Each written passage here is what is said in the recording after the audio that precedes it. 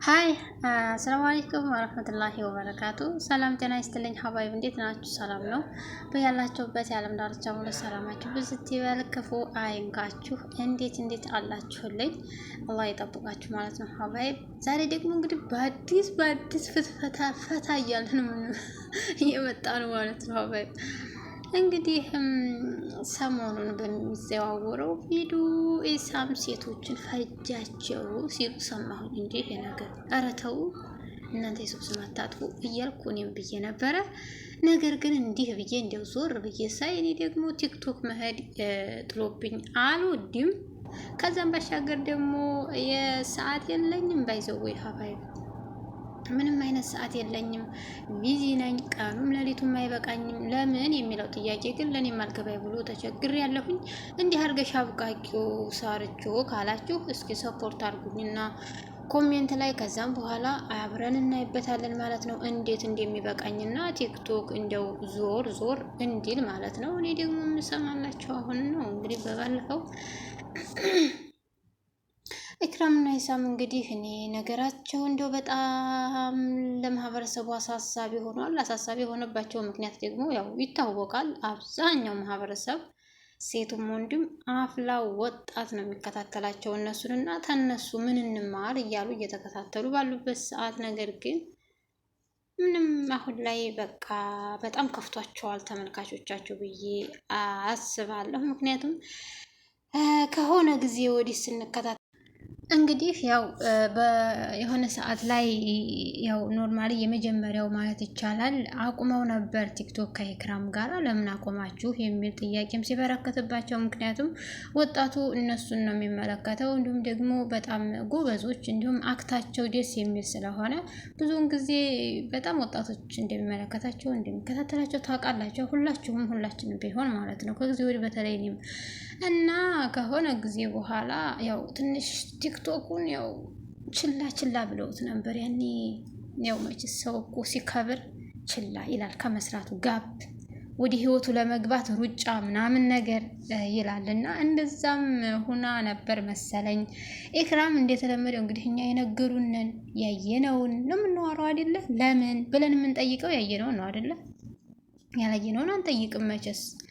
ከዛም በኋላ እሱም ደበር ሲያደርገው እኔ በቃ ነግሬያትም ቢሆን ትሄድ ጸጸት የሚወርሰኝ ብሎ ህይወት ጀመረች ሲሉ ሰማን። እንግዲህ ህይወት ጀመረች ሲሉ ሰምተን እሱም ደግሞ ህይወት ከሀገር ውጭ ነበርና እንዲሁ አወዛጋቢ ነገር ስንሰማ ነበረ።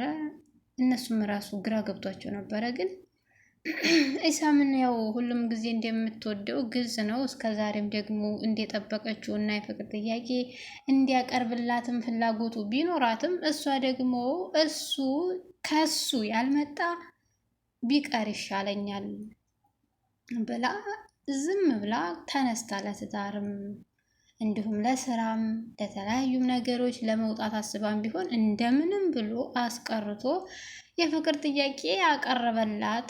የፍቅር ጥያቄ ነው ምንድነው? የትዳር ጥያቄ ነው የሚባለው። እናንተ እንዲፈለጋችሁ አድርጉት። ለማናቸውም ያንን ሁላ እንግዲህ ሁላችንም አይተናል፣ በቅደም ተከተሉ አይተናል። እና እንደዛም ሆነ እንደገና ያም ነገር ረፍዷልም ተብሎም ነበር። ነገር ግን ለምን ይረፍዳል ብለው ሽማግሌ መጥቶ እንዳስታረቃቸውም አይተናል።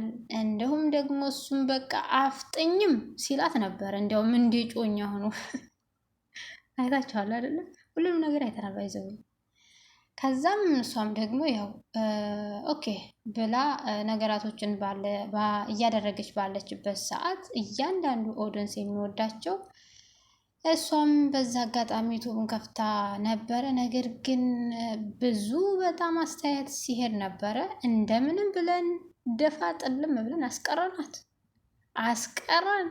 ከዛም በዛ መካከል ደግሞ ያው የፋዘር ነገር ሆኖባት ፋዘር እንድታመመና እንዳም ወደዚህም ስትል በነበረችበት ሰዓት ላይ እንደ አጋጣሚ ሆኖ እያስተካከለች ባለችበት ሰዓት ላይ አንዲት ልጅ ትመጣና ለምን አታገባኝም ትልና ትውጥር ትል ነበረ። ያው እንዳያችሁት ማለት ነው። ነገር ግን እሷም ደግሞ አንደኛ አብራ ለመስራትም መሰለን አወዛገበችን። እንደገና ሁለተኛም ነገር ደግሞ ከምሯ አድርገው መጥታ ነበረ። እሱም ደግሞ አብራ ለመስራት አስባ ነው ብሎም አብሮ ለመስራትም እንዲሁ ዝም ቢል እሷ አብራ ለመስራት ብቻም ሳይሆን እንዲጠቀልላት የፈለገች ሴት ነበረች። ነገር ግን በዛ መካከል እውነት ነው ይሄ ነገር ብላ የሚያሰበችው ኢክራም ጨዋ። በነገራችን ላይ ኢክራም በክብሯ ሲመጡ እንዲሁም ደግሞ በማንነቷ ይሆናል አይደለ ማታስነካ ይሆናል አይደል ቆፍጠን ያለች ሴት ናት እስካየናት ድረስ። እንግዲህ ከጀርባ ያለውን አላህ ነው የሚያውቀው። ከዛም በመቀጠል እንግዲህ እንደዛም ሆነ በመጨረሻ እንዴ እችሊ ተምሯ ነው እንዴ አመረረች እንዴ ብሎ እሱም እዚህ ግድም እንዳደርሽ ብሎ ያው ጨምቆ አስጥቶ መልሷት ነበረ። ነገር ግን ደግሞ እሷም ከዛ ወዲህ ደግሞ ዩቲዩብም ለመስራት እንዲሁ ፈጠን ቆፍጠን እያሉ ቶሎ ቶሎ ዩቲዩብ ላይ ሲመጡ ነበር። እንዳያችሁት ፕራንክም ሲሰሩ ነበረ። በመጨረሻም ፕራንክ የእሷ ፕራንክ በተደረገበት በኋላ ላይ እንዲሁ አዳዲስ ነገር ምናምን ነገር በቃ አይደለ እየሰማን ነበረ። እኛ ደግሞ ከዛም በኋላ ሰርግ ይመጣል ይሰረጋል እያልን ስንጠብቅ እነሱም ደግሞ በቃ እንደ አዲስ ወደ ቲክቶክ ልንመለስላችሁ ነው እያሉ ሲያወሩ በነበሩበት ሰዓት እንዲሁም ደግሞ አንድ አፍታ ለጥቂት ጊዜ ቲክቶክ ላይ መተውልን ነበረ። በጣም ብዙ ሰዎች ስለሚፈልጋቸው በቃ ብዙውን ጊዜ በቲክቶክም በሾርት ቪዲዮ መተው ነበር። ከዛም በኋላ ምን እንደተፈጠረ አናቅም። የሆነ ጊዜ ያው ታሙ እግሩን እንዴት ታመመ እንደ አዲስ አሳይቶ ነበረ። ነገር ግን በዛን ሰዓት ላይ የድሮም ቂም ተነስቶ ማንም አላየኝም ታምሜ ተኝቼ ማንም አላየኝም የሚል ነገር ተነስቶም ነበረ። እንግዲህ በዛን ሰዓት እሷም አይኖ ከዚህ በፊት ሂዲያ የምታቅሰው እንዴት አሁን ትቀራለች? አይኖ ይሄ ነገር ግን ከዚህ በፊትም ታመመ ተብሎ ከ3 ዓመት በፊት እንዳስታመመችውም እንዲሁም ደግሞ እሱም ተናግሯል።